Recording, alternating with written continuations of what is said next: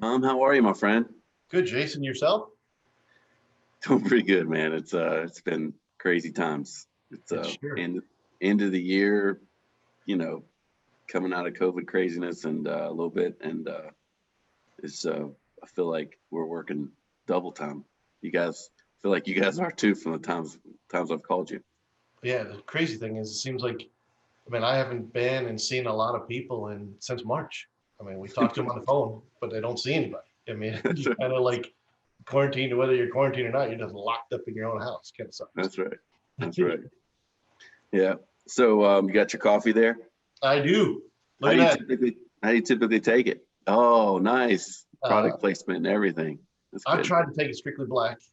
Can't doesn't work. So I put some cream in it. I don't like sugar, but it gets enough sweetness from the cream. That's good. And I can only take about 2 cups of coffee. Anything more than two, I'm got the shakes. So I can't handle it. You don't need the shakes. You have enough natural energy Uh, already, so that's probably what it is. It's could be.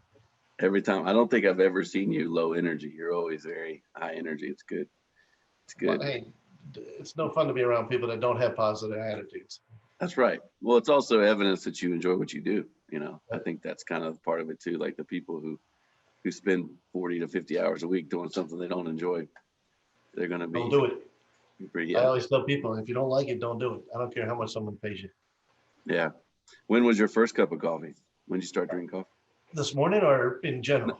In general, in In life. general, I don't think I started drinking coffee until I was probably in my late teens when I worked for my brother's construction company. And they would always say, "Hey, we're going to Dunkin' Donuts. You want a cup of coffee?" I always said no. And I finally said, "Yeah, give me a cup of coffee." Well, I think it was probably half coffee and half cream for me to get started. So the That'll do it. black coffee was not something I ever got used to. No, I had to force myself to like it. It was I like it black, and I drink other things too, lattes and other ways, but I my wife always makes it with cream for me, but I drink it black just because it's just a convenience. Convenient. I was like, I'm gonna force myself to like it because I hate asking for oh, 2 scoops, not one, or Yeah. just a little bit of cream, not too much, but anyway. I do So put I do put a little cinnamon in my coffee though. I think oh, cinnamon. you do. So That's I good. put a little cream and a little, just a shake of cinnamon in my coffee, whether I make a pot today and I drink it, and then that pot still got left over, so I make an iced coffee the next day. And I just same coffee, but a little cream and cinnamon. That's what I do too. Kind of cool. It's nice. I love the cinnamon. That's great ad. That's a great ad. So you and I met. Our companies work together. Quiz Machinery and Lease Financial. We work together. We've worked together now. You and I directly for 8 years, but you worked with Frank Quiz, the former owner, before that for a Correct. long time too. We've met you through. You handle a lot of our customers' financing for their capital expenditures, and you were working. You still work quite a bit with CR Onsrud, one of our big manufacturing partners, and that's how you and I met. And really appreciate everything you guys do for our customers, and we can go into more of that at the end. But why don't you tell me about Lease Financial and your team you have there? Sure. So Lease Financial is a company that there's really only two of us. There's myself and Riley. Riley's my what I call my girl Friday. She pretty much mirrors everything I do, and she's been with me for a little over 2 years now, and she's really got the hang of it. And I couldn't do it without her. She's fantastic in the sense that um, she can do everything. And that's what I wanted her to do. I wanted her, and I jokingly tell her she's my girl Friday, but she really is. And she can answer questions. And hey, I needed her to do that so I could actually take some time off. Doing this for 34 years, uh, I sleep, breathe, eat financing. So this is all I've ever done, and started it back in '87. And when you do it all the time, it's nice to have sometimes a chance to take a break, and having that person is very helpful. Yeah, So, uh, again, I've been in this industry and started off working for a company that was a broker, and they sold transactions off to banks. I tried to became part of their company. I was there for about 10 years. Tried to buy them. That didn't go over too well. So I left and created my own company. Um, did it as my own company until like 2002. Then I went to TCF Bank and was a senior officer at TCF Bank for a little over 2 years, and then left TCF Bank and went over to what became National City Equipment Finance, and was there for about 6 years. In a 6 year period, we did about $1.2 billion in transactions, which was pretty Wow. crazy if you think about it. And Yeah. then in 2008, 9, with the financial disaster, National City kind of collapsed, and PNC bought them and they shut our group down. So I didn't really have a job. So I went to the Onsrud. So I had known Tom Onsrud for many, many years, and created a captive program for CR Onsrud. So CR, we have the CR Onsrud captive program, and initially rolled that out. That's kind of how I met you in that process. Mhm. Um, from nothing to now we have over 5,500 customers, and we deal with about 300, 250 to 300 salesmen That's nationwide. awesome. It's pretty remarkable. And I mean, company, our best customers are repeat customers, which is a good thing because people appreciate what we've done and how we help them. And 9 times out of 10, we're more competitive than their own bank. So that's Yeah. kind of it's been a whirlwind. It's been a joy. It's been fun. And it's something that this is all I know. So That's awesome. this is all I know. Might as well keep doing it. You're good at it. I can tell you. The number of times I tell a customer, oh, I've got this great finance guy you should meet. And they're like, he's not as great as my guy. And I'm like, oh, he is. He's amazing. And they're like, well, who's your guy? And I'm like, Tom Strickfaden. That's my guy. And they're like, and we realize we're talking about the same guy. And it's hilarious the number of times that's happened. I wish I had $10 for every time that's happened. It is funny. I mean, part of that is hey, you you take care of people the way my philosophy, you always take care of people the way you want to be taken care of, and you build a relationship with a customer. I've seen so many customers, they go, oh my God, you made it so easy. And I go, what do you mean? I go, this is my job. And they go, well, I went to my bank and they sat on it for 3 or 4 weeks and they still haven't made a decision. You make a decision in an hour. How do you do that? And had so many people go, man, more people need to know that it even exists, that you can help customers like ourselves in doing this, because it's intimidating. Sure.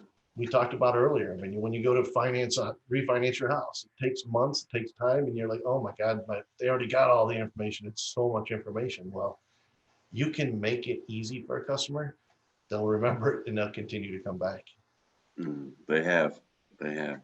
You're doing great. I guess that kind of answers the next question, which is, what does a great day look like at your company? I start early. Having an assistant that has made me not have to start as early. Um, and my days don't last as long. But with this COVID, it's been a little bit unusual. Working from home, you don't have the drive time. So you start 6:30, 7 o'clock. I'm here at the computer working, and the problem is all of a sudden you realize it's 7 o'clock at night, and you're like, holy crap! 12 hours have gone by. You haven't eaten lunch.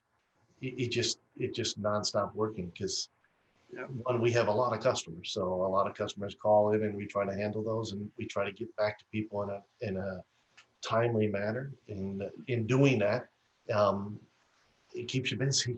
But the good thing is that my day doesn't really go to 11, 12 o'clock anymore, which is nice. Yeah, Having my assistant has been very helpful with that. that's good. Riley's great. She's a good addition. I was looking pretty hard to help you find somebody there for a while. I was like, Tom's got to have somebody so he can keep helping my people. So, well, we're actually, I got an interview this afternoon. I got oh, another really? for That's great. at 2:15 for 30-minute interview. We're trying to bring on more people. It's just a tough time how do you bring people in? How do you train them? But yeah, we would like to add at least 2 more people, and we're in the process of doing that as long as we find the right person. I know the feeling. That's Again, great. you provide that service to you, our customers, distributors, salesmen, the people we deal with. Yeah.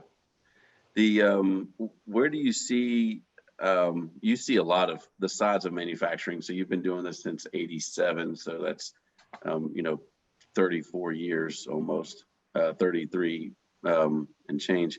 And then what do you've seen manufacturing change from 33 years ago, CNC routers were just kind of hitting the wood manufacturing side of things.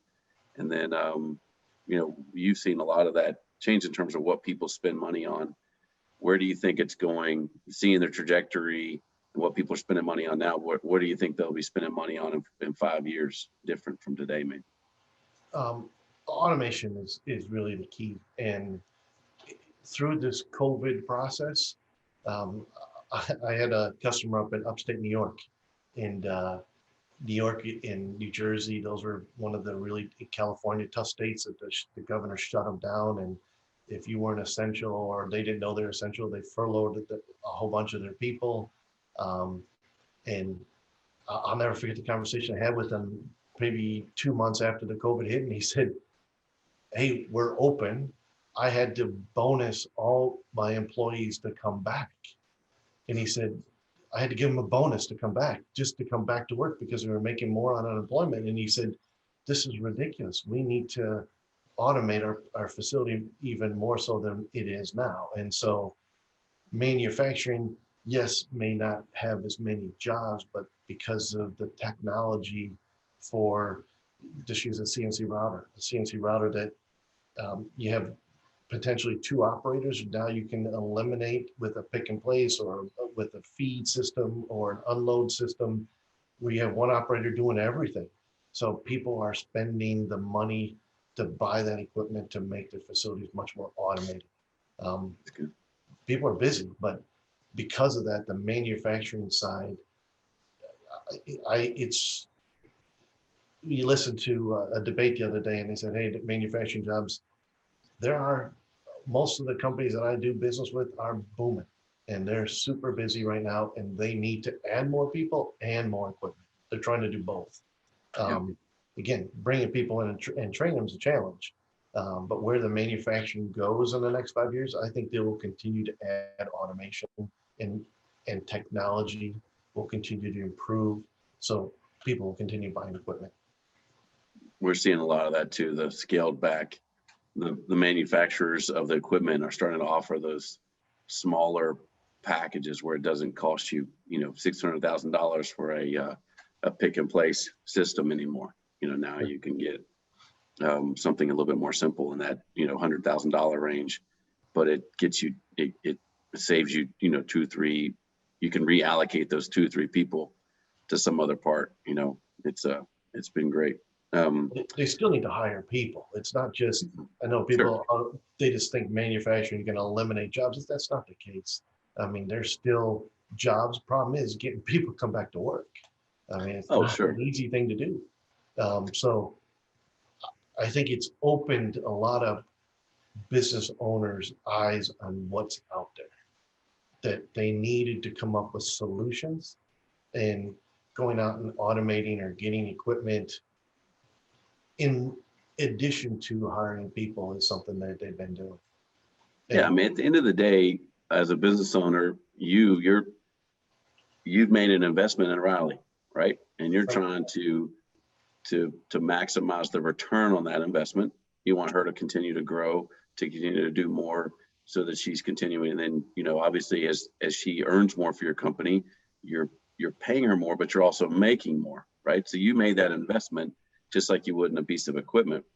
And same thing with people. It's like, do I really want my investment in that person, that $50,000 a year, to just be moving plywood from this spot to that spot? Do I really want that person who I'm spending $50,000 a year to just do something like load this machine when I could automate that, or spraying this, or keeping up with this data? There's no, it's taking that $50,000 investment of a person, or let's say most of my customers will say $40,000. Say, how do I get the most return out of that $40,000 person? It's not letting them move material from one side of the room to the other. It's letting them run a machine that's cranking out.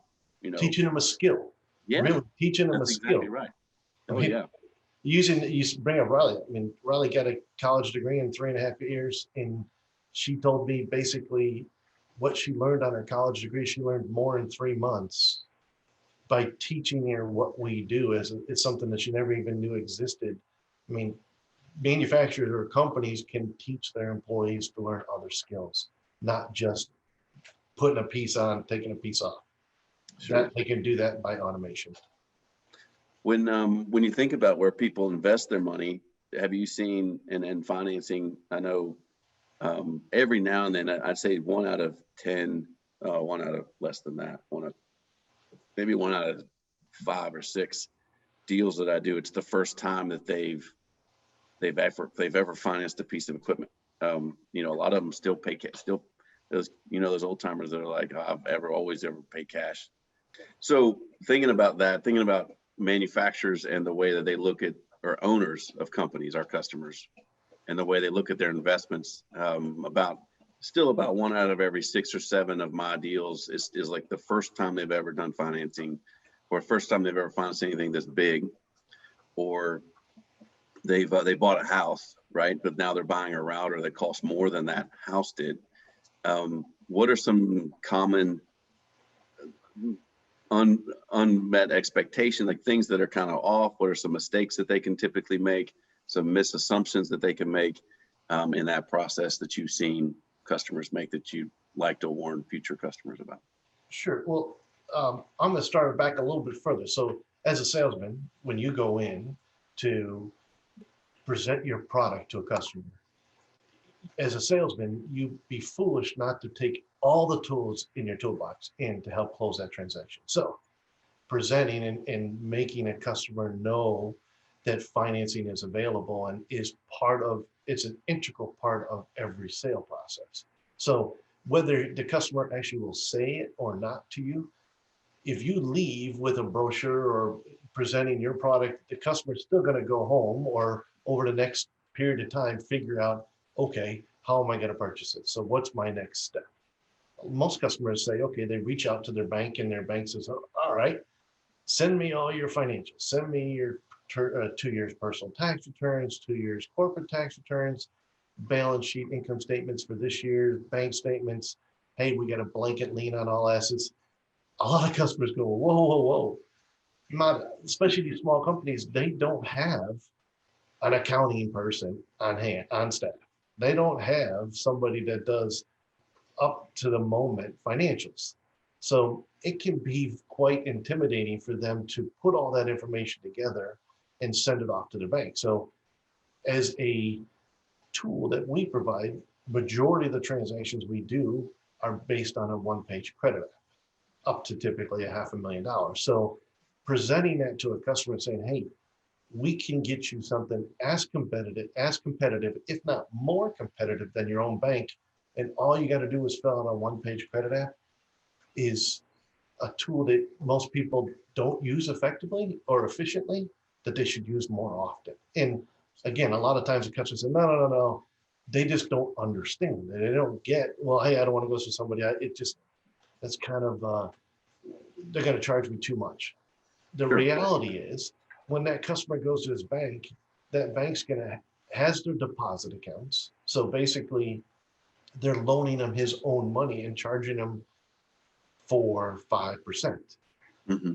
The bank has a blanket lien on all assets. The bank's typically, even on decent sized companies, going to require a personal guarantee. I would say 70% of our transactions on companies that have been around for 7 years or longer and have typically 15 or more employees, even smaller companies, we can do those on a corp only basis and be cheaper than their own bank. So talking to a salesman or talking to a customer, financing is an integral part. Make sure you take advantage of what tools are out there. And what we provide as a financing tool, not to toot my own horn, is a very useful tool for everybody, both salesman and customer. Oh, I know it has been for us. We've been up against deals where we were slightly more expensive machine, 10% more, 5 to 10% more for sure. And your rates have come in, your monthly payment for the same 72 months actually comes in less than their competitive quote for the financing. So they're getting more machine for less money in the end. It's pretty impressive. We've had that happen a few times. It's been great. Sure. When you look at the industry, and you study a lot. You're always, I know a lot of people ask you, a lot of guys like myself ask you, what are you seeing out there? You know, what are some, we call them KPIs, key performance indicators, or metrics or numbers that you look at that tell you the health of the industry? So you're getting ready to hire somebody for your company. So you must be looking at, all right, things are growing, things are going to keep going. I'm going to be getting more and more business here. I'm going to need to take care of more customers. So I need more people. What are some things you look at that are going to say, hey, this industry is really healthy and it's still growing? Interesting question. And one of the things that we look at and we get with our partners and the banks that we deal with is a delinquency report. What is the status? How bad is that delinquency? And yes, this COVID has been horrible for certain parts of the country, meaning the hospitality, restaurant business, airline business. That industry's been crushed. It's been sad and terrible. But then there's another part of the industry that we sell to that is absolutely booming. And so our delinquencies, as much as, and it could be because of what they did with the PPP, it could be because of the CARES Act. There's a lot of different mitigating factors, but most customers that I either talk to or deal with are saying that their business is absolutely booming. And meaning that they have orders that are out 18 months to get fulfilled. And so they're buying equipment because of that. So I'm not seeing, and we're not seeing a rash of delinquencies and foreclosures on capital equipment. And part of that, I think, is because of the PPP money gave businesses cash flow, because cash flow is really the holy grail. And how, if you don't have the cash flow and you can't afford the payments, you can't make payments, you're out of luck. And so because I think the injection of cash that maybe companies got, the ability for people to go get the CARES Act, which was an SBA loan that was out there, could have been used for anything, has really kind of done a gap stop for what's going on. And so we just have not seen the delinquencies. Now, when this money runs out and they don't keep supporting this, that may change. I know there's a lot of people, and again, I'm not taking for granted, there are companies and there are individuals that are suffering poorly, very bad, because they don't have an income. But that certain segment is a segment that tends to not be in the manufacturing side of it for what we do. So our side is busy and we're not seeing those delinquencies. Some of the other things that we're looking at and how we make a credit decision based on that one-page credit app is based on pay history. So as long as a company pays their bills on time, it is a simple process for me to actually get them more money. Meaning that if you borrowed $100,000 in the last 18 months, you made your payments on time, I can get your money again. The other thing, back to people asking for deferments, when everything closed down at the end of March or towards the middle of March, I spent 2 weeks of my time, 90% of my time, all I did was work with customers and take phone calls, asking for, people panicked and wanted to, what kind of deferments are out there? Banks came out and gave both individuals for their mortgages, businesses, a 90-day deferment. That was just, I spent all my time doing that. It's interesting that by the middle of April, a lot of those customers that asked for those deferments said, hey, we needed to ask for that. We had to make sure that it was there. We applied for it. We got it. Now things are so busy. People are back to work. We didn't need it now, which is a great thing. Now, again, that's a certain market, a certain segment of the total market that we deal with. And again, keep in mind, I'm not belittling or taking away from the people that are hurting, but the manufacturing side doesn't seem to be hurting in that fashion. So, yeah, our industry of manufacturing, I agree. I mean, we have some customers that have had a hard time with it. You know, the people who focus on hospitality, sell to the hotels, sell to the, but even the restaurant industry, those guys, they've taken a hit. But even a lot of those restaurants have said, hey, this isn't a question of if, it's just a question of when. So we need to take advantage of this. And some of them have pivoted around, created new booths, new booth layouts, or new table layouts, or additional spacing, and it's been really good to see. I think, like I said, we have an amazing country. We're very grit, stout. Yeah, we take our lick and then we figure it out. We pivot, and I think that's what we're seeing right now. Is we're starting to see what we've been seeing it for the last few months is that pivot. Okay, this is where I am. This is where I need to be. And how am I going to get there now? The road's changed to getting there, but I can still get there. So Sure. It's been really good. So we talked a little. We kind of already answered my next question, which is about the COVID crisis and impacting. It sounds like, but could you? I know that another thing that's going on right now, as people are looking to come out of the crisis and want their company to be stronger, we've seen a lot of that. Where even our company, your company, you're looking to hire people. Our company, we've really changed a lot. Quis Machinery has changed a lot during the crisis. We've improved our infrastructure. We've added people like Dan Costin, our marketing manager, who's producing this right now. And then we were able to hire an intern that we had for the summer who worked remotely. He never came into the office at all, and now he's working part-time. And we've been able to grow through this, partly because we haven't had the expenses we had a year ago during the same thing, but also because we're busy, and like I said, we're trying to change things, so that we can appeal to that remote sell, that type of thing. In terms of for most of our customers, what's happening right now is a lot of them are looking at Section 179 to be able to depreciate the taxes on their capital expenditure. Could you some of my customers still don't even know what that is. Maybe you could walk through a little bit of just kind of a basic overview of Section 179. I know we have an information pamphlet from you that people can find hopefully through our website to be able to get more information on that. But tell them a little bit about Section 179 and what it means to be able to depreciate that value. Sure. So without Section 179, there's what's called depreciation. So you take an asset, typically the equipment that you're selling has a 7-year makers. So it's actually a 7.5-year depreciation schedule, which means you take that asset, you buy it. If you buy it for $100,000, you depreciate it over a 7.5-year period, which means it's a bell curve, a percentage of what you're able to write off each year. They passed a permanent 179 deduction a couple of years ago through Congress. It's a permanent deduction in place for now, which means that you can buy capital equipment, whether it's new or used, and take 100% of that write-off today, the year that you're buying that.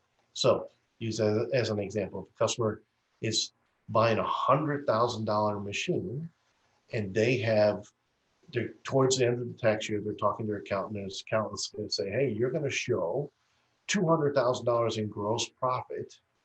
And if you're going to show $200,000 in gross profit and you're in the 30% tax bracket, you're going to have to pay $60,000 in taxes.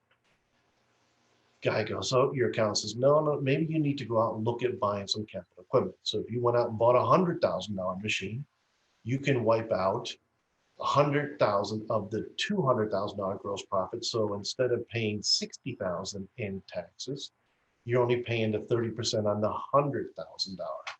So you're paying $30,000. So it cuts it in half. So you get to accelerate and take 100% of that write-off and take the full purchase in the year that you actually purchase equipment. So it comes off before the tax assessment. In other words, because what you're going to pay based on gross profit. Okay, because some people think that it's I owe $60,000 in taxes. I'll just buy a $60,000 machine and I don't have to pay anything in taxes. But that's not true. Well, you're reducing. If you're showing a $60,000 gross profit, your tax position, if you're we use 30% just because it's simple math. So if you're a $60,000 gross profit, 30% of that, you're going to pay $18,000 on that tax, on that $60,000 gross profit. By buying a $60,000 machine, you wipe out and you don't have to pay the $18,000 because You just took your gross profit from 60 down to 0 because you accelerated that 100% right off of that piece of equipment. I see. So you're saving not 60,000 in taxes, you're saving the tax on the $60,000 gross profit that you would have made. Does that make sense? See. It does. It does make sense. And I think it's that's not 60,000 in taxes. It's the tax, whatever tax rate you're at, based on that gross profit. By buying that equipment, wipes that out. got it. But now keep that same scenario. If a customer is buying a $100,000 machine and he's only going to show $10,000 in gross profit, he doesn't want to take that 179 deduction and write it off all this year. He wants to take that and depreciate it over its depreciable life, so that he can take certain amount each year. Because he can't once you accelerate it, you can't carry it forward. So it's only for that tax year. Can you choose the amount, or is it set on a depreciation schedule, or it's 100%? Well, it's 100% of that amount. So like I said, if you're only showing a $20,000 gross profit and you're buying a $100,000 machine, it wouldn't behoove you to take the 179 deduction. It would be better for your accountant to take that and depreciate it over its depreciable life. So you can amortize that over that 7.5-year period. I see. Interesting. Once you push that all the way forward, you only made $10,000 gross profit. Your tax position on 30%, if that was the number, it would be $3,000. Well, you're technically, it's 18,000. If you depreciate over that maker schedule, there's more each year you get to write off. So you can only, the 3,000 is all you'd be saving. So I wouldn't, if I was your accountant, tell you to take that and accelerate that to the 179. I would just depreciate it over its depreciable life. Gotcha. Thank you. Thank you. That's a good one. I know a lot of people ask that question to me, and I say, just talk to Tom. Yeah. And because I want to help him, but I don't want to get anything wrong. I don't want to tell him the wrong thing. So I appreciate that explanation. We're not their accountants. We can just tell what the basics are, because most customers, I don't see their financials, so I don't even know. But if they come to me and say, hey, I'm going to show $200,000 gross profit, I say, hey, you need to go buy a $200,000 piece of equipment. So you wipe out your tax liability. Got it. Makes sense. Well, you're investing it, and it's you're investing in your company. Why not? Yeah. Why not, instead of that 30% on 200,000, which is 60,000 in taxes, why not put that money back into your company to make even more money? Sure. Now, well, it makes sense. Liability further out. Sure. It makes sense for the government too, because they're still going to make money off your increased production. Correct. Assuming that the machine does that, they're still going to make money off the company who is building the equipment. They're still going to make money off of they're still making theirs. At the end of the day, it's allowing you to invest it into your growth.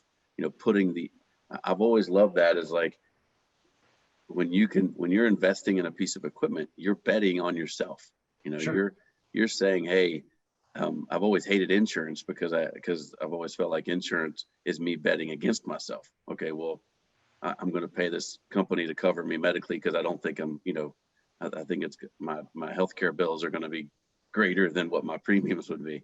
But but you're betting. But when you buy a piece of equipment, I love that process, because you're betting on yourself. You're like, if I took that, I could turn it into this, and that's an exciting process. That's why they put those tax incentives out there. So they want to encourage people they want to stimulate the economy to go buy more things, because that same company, by buying and getting that tax deduction, buying that piece of equipment, the manufacturer of that equipment, they're going to pay taxes. The supplier that supplies the supplies for that, they're going to pay taxes. The distributor that sold it is going to pay taxes. So it stimulates the whole environment.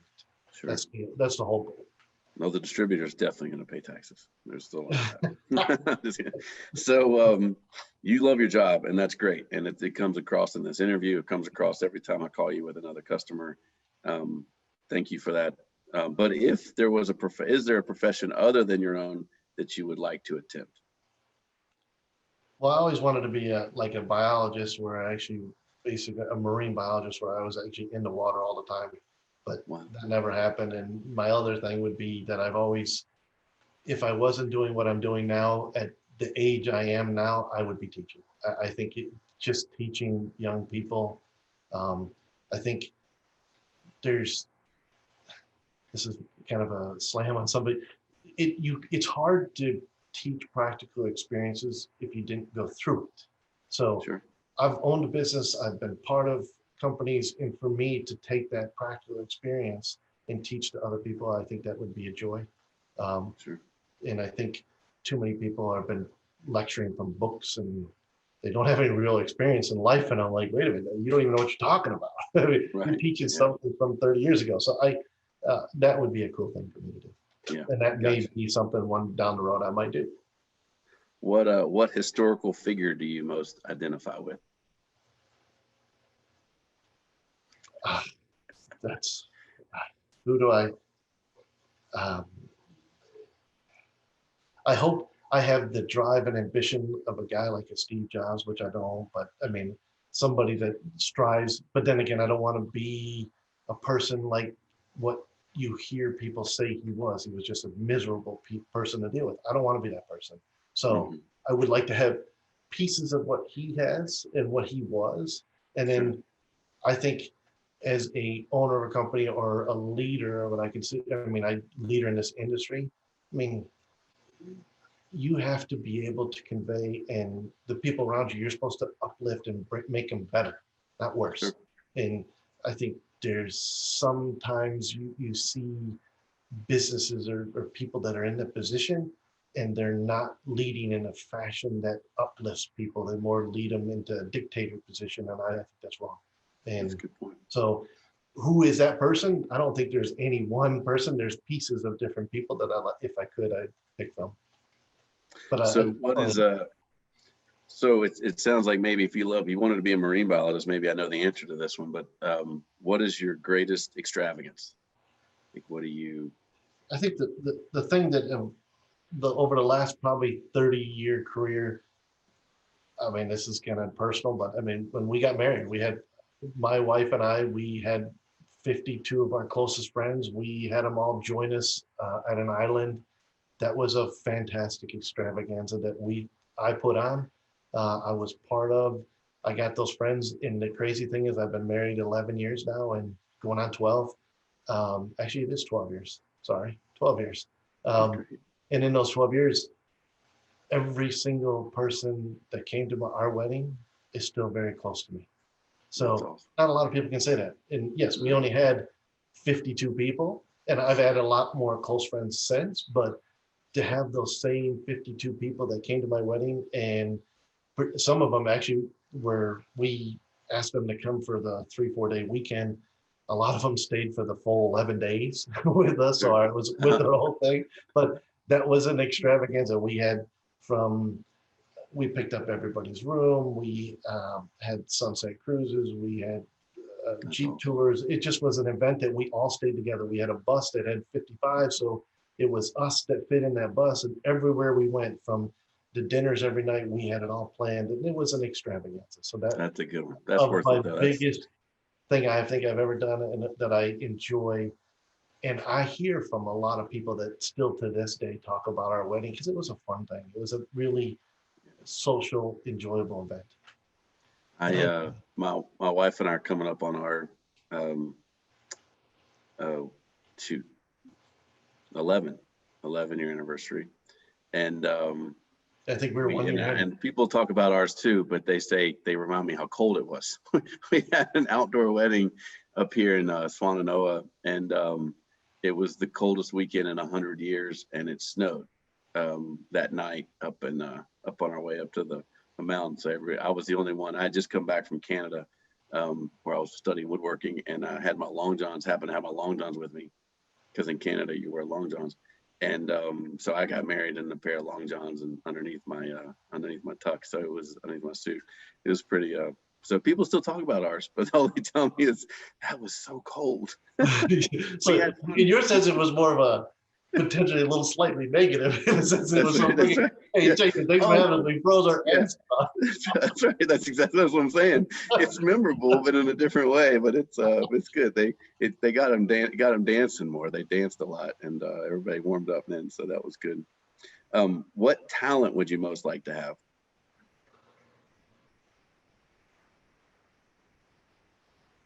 You know, it's something that's evolved over um, my 30 some years of doing this.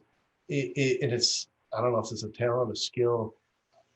Dealing with people is a talent. And it is something that you got to make sure you're short of tongue and you don't just lash out at somebody. It's very easy to do that. And Sure. so I have strived to make me a better person and pay more patient. So what talent? I think I've really worked on my patience with people. That's And good. that is a talent that it's not a physical, it is a skill. It's really a skill that it takes time to develop, years. Oh yeah. Oh yeah. Well, you've put in the time, so you're definitely good at that. What fuels you creatively, other than those fish you're staring at? I mean, that's kind of a hobby. I mean, especially with this COVID thing, I know. Sure. kind of being stuck. I'm like, yeah, I got these clownfish. I can have some babies. It was kind of fun. And Yeah. Yeah. to actually take them, even the guy that comes to clean my tank, he said, I've never seen anybody do it before. So like, we've done it. That's great. I don't know. I don't That's have all an right. answer, yeah, specific That's answer. okay. Uh, I'm sure your wife is a big part of it. I'm sure she fuels you creatively. I know you guys have a lot of fun together, so that's good. yeah, So I mean, this is people this say I like to cook and I like to be, I mean, the bartender, I like to entertain. So that is something that if the creativity is, we do a lot of that, as you know. sure. And a lot of people that will watch this will know the same thing. We enjoy cooking and feeding and making people happy. That's Yeah, kind of I what would I would I agree. look at. That's probably the best answer for you is hosting. Yeah, Hosting is it fuels you creatively. Hosting people, taking care of them. I mean, from your wedding to your job, that's what you love doing. So that's good. So these last questions that I've been asking, this kind of gets into the fun. We've been asking everybody these, but this last one is one of my favorites. It's, if heaven exists, what would you like to hear God say when you arrive at the pearly gates? I think heaven does exist. So I'm going to say that. You're good. Um, It's good. and so um, I would hope that when I show up at the pearly gates, that God says, I'm very proud of you for trying to be, you strive to be a better person every day. And um, hey, taking care of people, being that host, that whole aura of what I've always been and done and what I do with work in my personal life, it's all intertwined. So, That's good. and I That's think good. if I could come up there and walk up and God says, hey, I'm proud of you for not being perfect, but proud of you for striving to always be better. And that's really kind of something I like to do. That's good. That's a good one. I'm sure that's what he'll say. Well, man, this has been truly a pleasure, Tom. I like spending time with you. I always look forward to it, hanging out with you, Michelle, and working together. It's truly been a highlight of the last 7-8 years of this part of my life. And I just want to say thank you for that, and thanks for taking the time to spend with us today. And but most importantly, thank you for helping our customers. I know I have a few that you're working on right now, right this very minute, and it makes me feel good.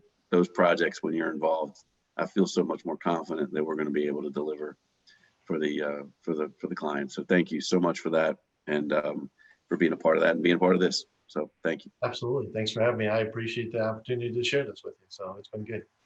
Cheers. Cheers, buddy. All right. All right. Yeah. Couldn't All drink right. coffee because I was talking so much.